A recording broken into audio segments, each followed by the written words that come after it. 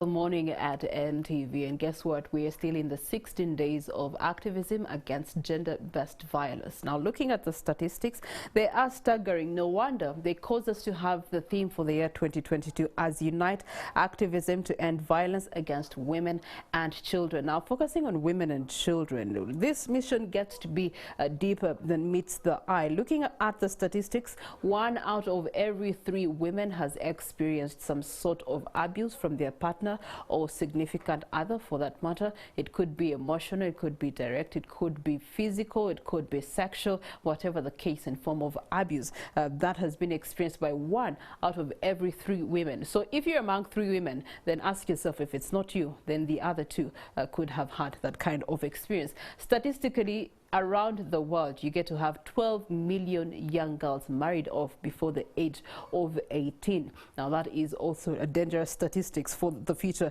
of our country. And looking at more statistics, about 200 million women and girls today have suffered from female genital mutilation and cutting. That's in addition to the 375 recorded deaths of gender-based violence in 2021 alone, which is a staggering figure. And that is a high record to be recorded anywhere in the world. Now, these conversations are disturbing, and yet we must look them in the eye and address them. Ivan K. Walunyolo continues to address them where he is this morning.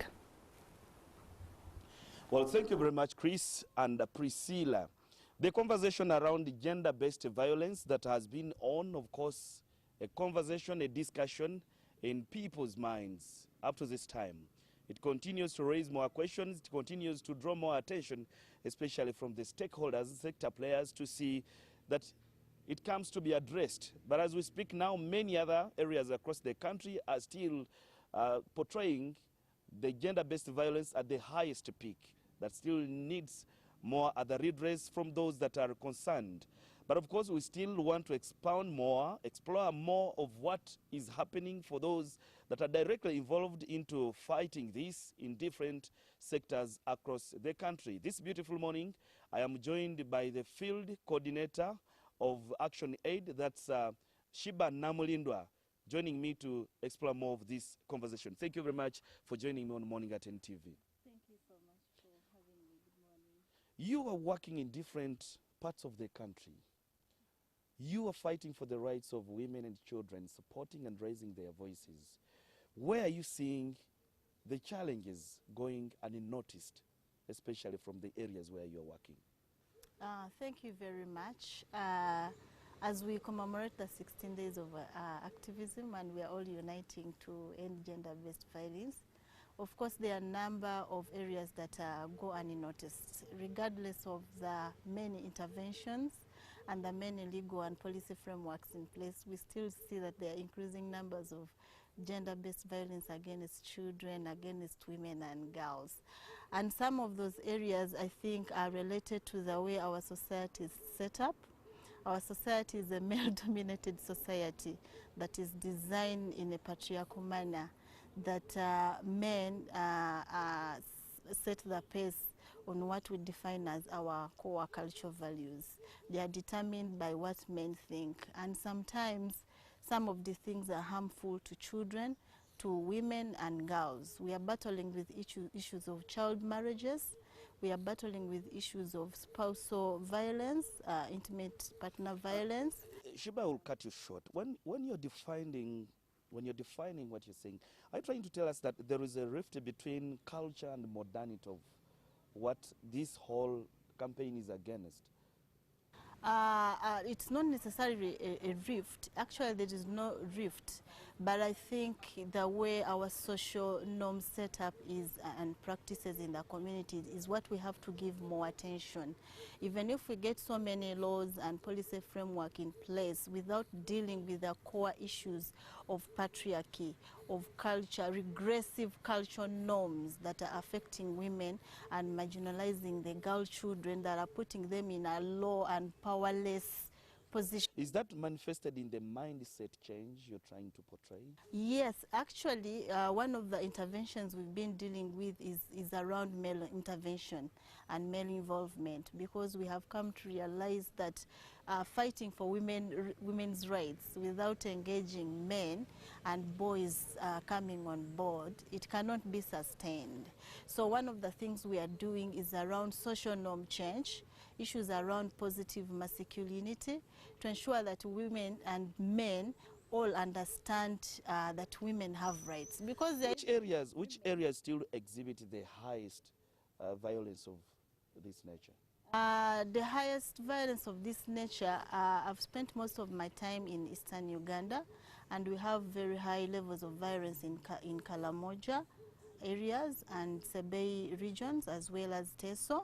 Issues around female genital mutilation, issues around child marriages are the key driving forces of violence against women and girls. Shiba, I have hadn't listened to most media reports.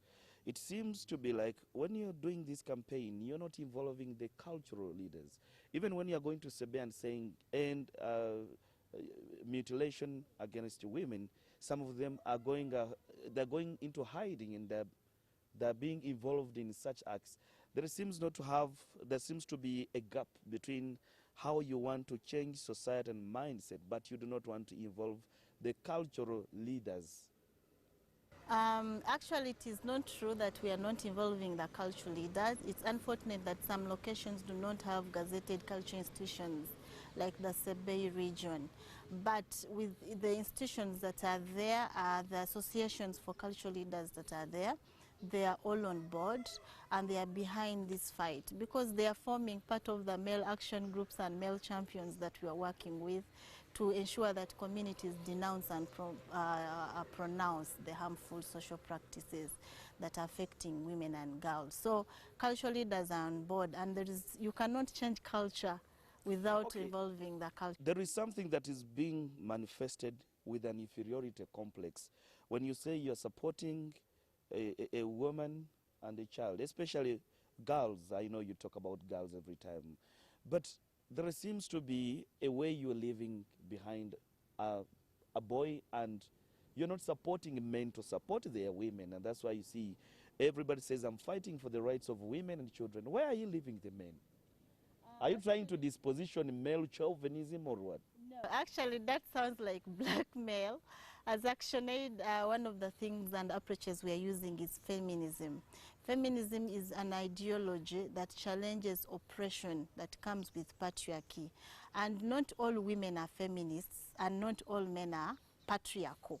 So what we are doing is actually creating a balance where we are bringing men and women on board to appreciate women's rights and to deal with the oppressive practices that come with culture and patriarchy. We are actually not fighting culture, but we want to remove the regressive elements that are affecting and marginalize women and men.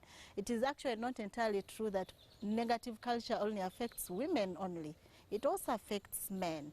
So we are working with both genders so as for us to achieve equal power relations and gender justice. But have you noticed that even men need the attention and the services that you're giving to women?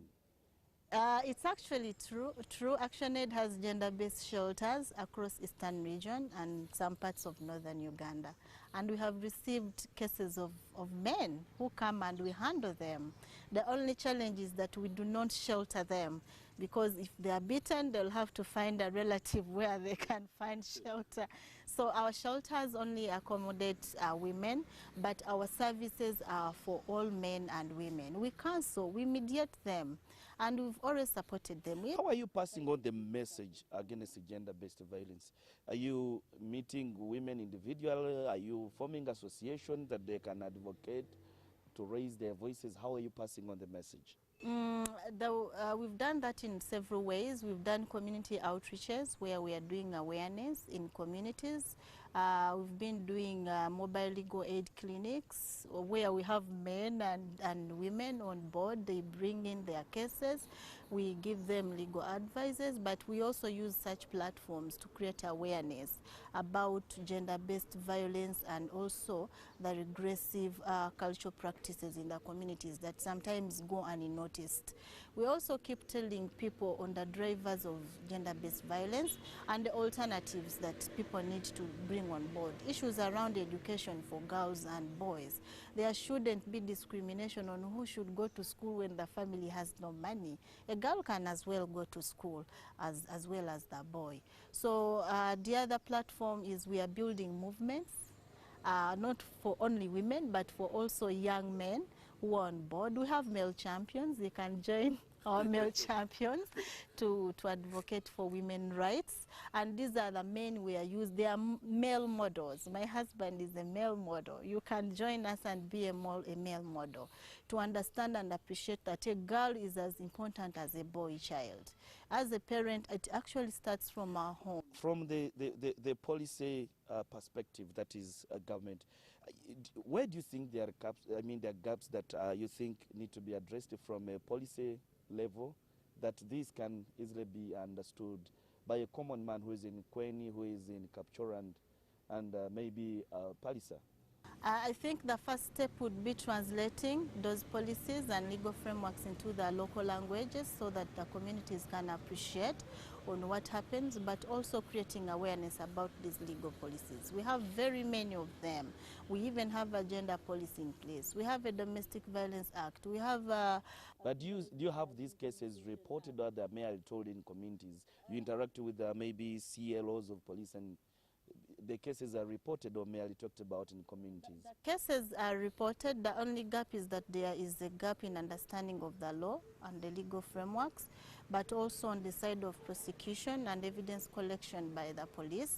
The facilitation is not adequate. I think that's an area where government needs to intervene to facilitate this system so that the police can do their job and give justice to the survivors of violence. I'm giving you 30 seconds to say your last words to the audience. I just want to call upon the communities. Let's unite. This is a week where we are uniting to fight gender-based violence. I call on to men and women, please do not die in silence. Speak up and you'll be helped. Reach to the police, to the referral pathway systems, go to your local leaders and report cases of violence, and you shall be supported. Let's work in solidarity to end. Well, Shiba Namalinda just giving us a brief on gender-based violence and of course the interventions that are being done to see that the vice is curbed. It continues to be a conversation that attracts more mixed reactions, especially when everyone thinks it should move in the direction as intended. But for time reasons, I want to leave the conversation here and get back to the studios.